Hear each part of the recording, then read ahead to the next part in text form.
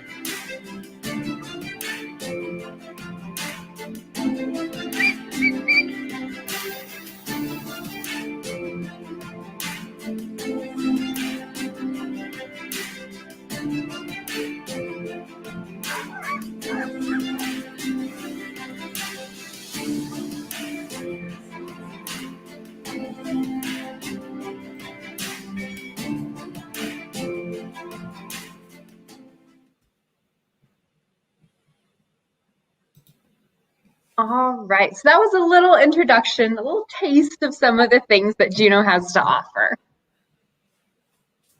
All right, it's wanting to play again. Let me fix that. Okay. Yeah, and it's interesting because I've had the privilege of going to Juneau a couple of times. We were there in the first part of June last year. We had such a nice visit in Juneau. We went to we went out to Mendenhall, and then we had met some friends there, and so they showed us the boat they lived on, and but it is such a beautiful time. The first time we went whale watching, and that was amazing as well. So let's pretend that I've never been to Juneau, and I'm going to I get off my ship, and let's say that I've got a pretty good port time because it's funny. Some of them are like 5 hours, and some of them are 12 hours. But let's say that I've got a fairly long day. So what are the things that I'm going to really want to do in Juneau? Absolutely. And it depends a little bit on what everyone's individual taste is. But the nice thing about making a port call to Juneau is that we have so many options. If you want to spend an entire day out in the woods, not talking to other people, we've got trails. If you're interested in hitting up the hot spots, checking those things off your bucket list and getting back on your ship, that's possible as well. And we have things for history buffs if you want to learn about the area or Alaska. A couple of the places I want to highlight, which you already spoke about, would be our two most popular attractions, particularly for folks that are coming for the first time, would be number one is obviously the Mendenhall Glacier, which is about 12 miles out of downtown. You take transportation to get out there, and once you're at the glacier, you can see it from the parking lot. It's the drive-up glacier. And in addition, there is a fantastic visitor center. If you're interested more in the ecology of the area, there's Forest Service rangers there that can ask any and all questions. And then on top of that, there's several different trails that folks can do. There's Photo Point, which is paved, short, easy, accessible for everyone. Or if folks are looking to take a little bit more of an adventure, they can take it's about a mile out and a mile back trail that's flat out to Nugget Falls. which brings you to a nice waterfall right by the glacier. And a little later in the summer, so once you hit about June into the end of summer, there is an area called Steep Creek where there are salmon that spawn. So if that's of interest to you, folks can go down there. There's some platforms where you're above the stream, and we don't have them trained because they're wild animals, but that is an area that black bears like to hang out. So if you're hoping to catch a glimpse, that's sort of worth it to go down there and check it out. You can also see porcupines, they're around, occasionally mountain goats. Another area of interest that's right in the heart of downtown where most ships dock would be the Mount Roberts Tramway. It's right downtown. You just walk in, and it's a cable car that takes you up the side of Mount Roberts to about 1,800 feet. And from up top, there's several viewing platforms, a gift shop if you're interested in that, a restaurant, also a nature center, and then they show an award-winning film about the Native Alaskans in the area. The tram's owned by Gold Belt Corporation, which is actually one of the Native Alaskan ones. So if you're interested in some views in Native history, that's a great option as well. Okay, that sounds interesting. My wife is tram adverse. She has a height issue, but maybe the next time I'll get to go, because it's right across actually from the docks, just about, isn't it? Mm-hmm. Yep, we use that as a good vantage point to people when they're coming into the visitor center. So you see that big cable car going up and down, and everything is given in terms of that. In terms of that. Okay. So yeah, tell me a little bit. We talked a little bit before about things for accessible for people that have some challenges. And I will say that the trail out to Nugget Falls last year was accessible to probably 100 yards or so with the gravel, it's because Nugget Falls is mostly gravel going up to it.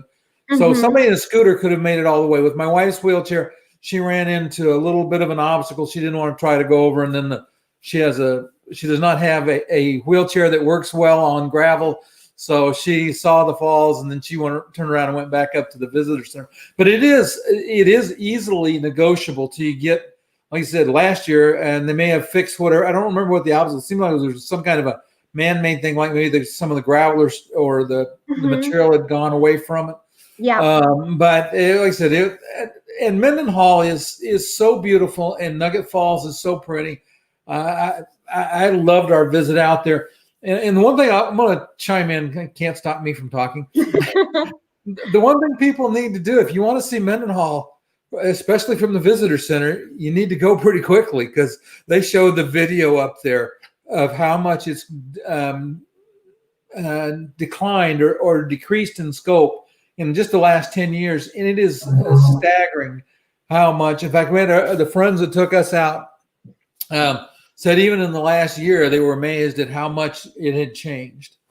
Absolutely. Okay, but anyway, so let's in the downtown area. I know there's some museums and things. So for somebody that's got some mobility challenges, what are the things that would be reasonably easy and accessible for them? Sure. So the downtown area, the historical downtown area, is all relatively flat and easily accessible. And in that, there is the Alaska State Museum, which was opened in the last 5 years, totally new rebuild. So if you're interested in Alaska history, going back to time immemorial with the Native Alaskans and the groups across the whole state, all the way up until statehood and beyond into the 2000s, that's the place to go. They're fantastic there and really take pride in what they do. And if they have time, are happy to show you around and explain things. And that is an easy walk. And if you're in a chair or anything like that, it's flat sidewalks the whole way, completely accessible. Another great option would be the Sea Alaska Heritage Institute. That's also operated by one of the Native corporations in the area and focuses specifically on the Native Alaskan groups here in Southeast, which would be the Tlingit, the Haida, and the Tsimshian. They have Plan House and folks that are in there able to explain really whatever you want to know about it. So that's a great option for some history buffs. We do have the Juneau Douglas City Museum. It's up, it's on 4th Street, which is across the street from the Capitol building. A challenge can be that it is part of downtown is built into Mount Juneau. So there is a bit of an incline to get up there. But our city bus does do a free route from one of our visitor centers, just around up to there and then back down. And they have kneeling capabilities. So if folks are in a scooter or a wheelchair, that's a great option if they're interested in getting up to the city museum. Okay, that sounds amazing. I know that a lot of people love whale watching in Juneau. That seems to be pretty popular. Do you want to tell us a little bit about why whale watching is so good there? Absolutely. I just actually went out on a whale watch this past Friday, and we had 6 whales, including a calf, that were just putting on a show for us. Even as a local, I was like, that's pretty cool. This is impressive. But Juneau is such a great place to go whale watching because it is a summer feeding ground for the humpback whales. So the whales that we have up here in the summer, they actually travel all the way south to Hawaii to their breeding grounds, and that's where they spend the winter.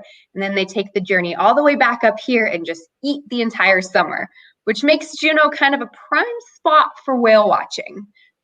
We have probably dozens of companies that offer that, anything from a small charter of 6 folks to a large boat that has upwards of 100 folks on it. Just kind of depends on what your interest is and so on. And some of those are fully accessible as well. Okay. Yeah, I appreciate that. Now, so let's say that I have been to Juneau. Like I said, I've been a couple of times.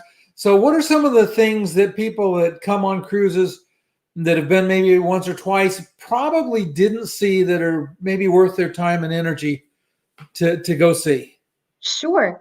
Some things that we could recommend, which are maybe a little bit off the typical beaten path, or if you have some more time, talking about Juneau specifically, it's called Out the Road. We only have one road. It's about 42 miles. And if you have the time and want to explore, there's a place called the Shrine of St. Therese, which is this beautiful place right by the water where you can often catch whales, although again, we don't have them trained. There's often marmots out there, and it's just a beautiful walk and very peaceful and serene. And then just on the opposite side of that cove, there is, owned by the city, it's the Jensen Olson Arboretum, which is a garden right by the water. It's free to anyone who wants to come, visitor or local. And they have plants and trees from all over the place with good signage and things like that. And it's just a really beautiful spot to go. On top of that, if folks are interested in any trails or hiking, Juneau, we have more miles in hiking trails than we do in roads. That's not an exaggeration. And from the downtown too, if you are looking to get a little bit out of town, there are trails from beginner all the way up to advanced, depending on what your interest and time is that you want to invest. Okay. Yeah. In fact, I interviewed Murray Lundberg a while back, and he was saying that up at the top of Mount Roberts, there's a bunch of really nice trails. Take the tram up and go hiking. He said, don't try to go down. And he said, don't really try to go up because it's pretty rugged. He said, go up to the top on the tram, and there's some great trails up there as well. Yeah, that's absolutely true. So there's one that's a little loop, and you see some totems that are carved into the trees, and you get some nice views. Or you can continue up on the Mount Roberts Trail to however far you want to go. And there's a couple of offshoots on that. That's a little bit more of a challenging trail, but the views are worth it if it's something that you're interested in. Okay. Yeah, obviously, hiking's not one of our things right now because, it doesn't work well with the wheelchair. Absolutely. But there are a lot of people that go that, it's kind of interesting. I've been doing a lot of research on different ports, and there are some amazing places to go hiking. Like I said, I did a little bit of a video on Juneau and talked about the comparison of the number of miles of pavement compared to the miles of trail. So if you wanted to go out the road, that's probably a rental car is the best way to do that. Yeah, so you could either do a rental car or take a taxi, depending on what your flexibility is and your budget. It's up to you. But if you do have a rental car, it leaves you with a lot of freedom to explore beyond what the typical person coming to Juneau would. I often recommend to folks that are coming in for a couple of days, just drive to the end of the road. There's a sign that says end of the road, and it's beautiful. There's pullouts along the way. You look across the channel and you see the snow-capped, chill-capped mountains in the background. And again, I'm very biased, but it's pretty hard to beat that on a beautiful day. Yeah. And it's fortunate. Both times I've been to Juneau we've had perfect weather, which makes it so nice. We did on our cruise. We stopped and visited Hubbard Glacier, and it was raining the whole time. And so I was outside trying to shoot video in the rain, and it was just not the most pleasant day. But once we got to Skagway and south, June's a great time of year to go there and to visit. You said so. Let me go back to a question on what you said about at the edge at Mendenhall. You said there's you can viewing platforms at the creek. And when do the salmon start running there? So typically in July is when they'll start. And then it just varies throughout the rest of the summer, depending on when they're coming in. The Mendenhall Glacier Visitor Center actually has a fish cam. So if you go inside the visitor center, you can see. And then also on their website, they have some more specific information about dates and so on. Okay. Yeah, that's nice to know because, while salmon are not predictable, again, they're not trained. But if you have an idea, and then because you're trying to pick a time to take a cruise, if you want to see bears feeding on salmon, that's pretty easy there. And, there's, a couple of other places, there's some opportunities like that.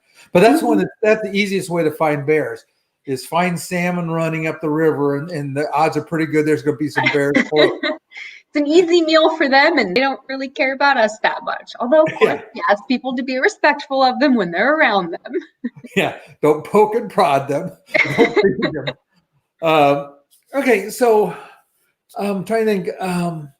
If you had, well, actually, let me ask one question. Is there a good resource? Because this one I get asked quite a bit by people.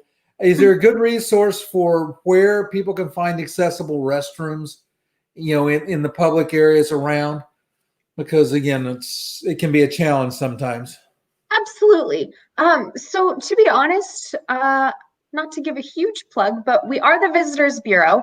And if folks do have specific questions about that or other accessibility, that's kind of what we're here for. Or any other visitor related questions. Say, we want to go whale watching, what company would be a good option for us if we have someone with limited mobility? Or we want to get on a helicopter and we can say, oh, this company or this would be a great option. So we're actually a really great resource. That's why we exist. Yeah, I was gonna say, and your website's really good. Like I said, there's just a tremendous amount of information there for people, and there is a link down below in the description on the videos if you're watching on YouTube. So you want to go down there and look at the contact information for the Visitors Bureau. Their website's really good. They've got a very nice list of people that provide different options. So let me ask one quick question, because I know in most port towns you've got the usual cruise ship stores, but it's looked like you guys probably have a pretty good selection of stores that handle things that are made in Alaska and not the knockoff merchandise that you find in some stores. Absolutely. As a port town, we have a little bit of both. If folks are looking to get some gifts from people back home on a pretty tight budget, there are gift shops for that. But if you're looking for Alaskan made things, we do have quite a few options here in town. One that I talked about before with the Sea Alaska Heritage Institute, that's owned by the Sea Alaska Corporation, which is a Native corporation. And then there are other shops in town that support specifically Alaskan artists or have specifically Alaskan made goods.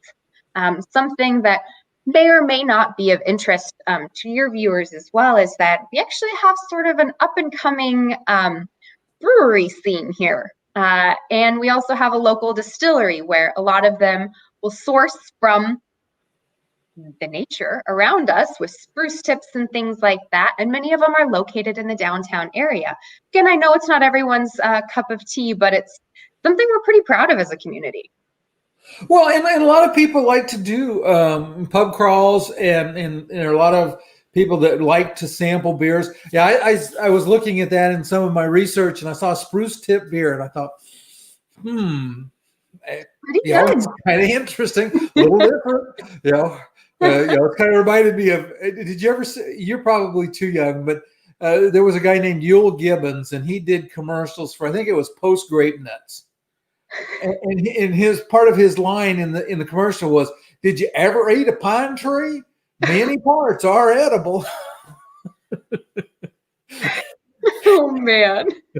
Yeah, like I said, but I'm dating myself. I have a year on. Okay, well, I really appreciate you being on the show. If you'll hang around for just a minute. Sure. For those that are watching, if you haven't done so, please do me a favor, hit like and subscribe. Really makes me feel good when I see the thumbs up there at the top. And if you subscribe and hit the notify button, you'll get notified on the next videos. There is a link to a video I just did on a tour of Skagway and all of the, well, I won't say all of them, but a lot of the historical buildings. It's pretty interesting things. I found a lot in my research as I was preparing for it. So there's a link in the description below, so you might want to check that out. And next week, it looks like we're going to be talking about Antigua. So I'll put up a notice and get the links up as quick as I get that confirmed. Thanks for watching. We'll see you guys next time. Thanks for having me, Ken.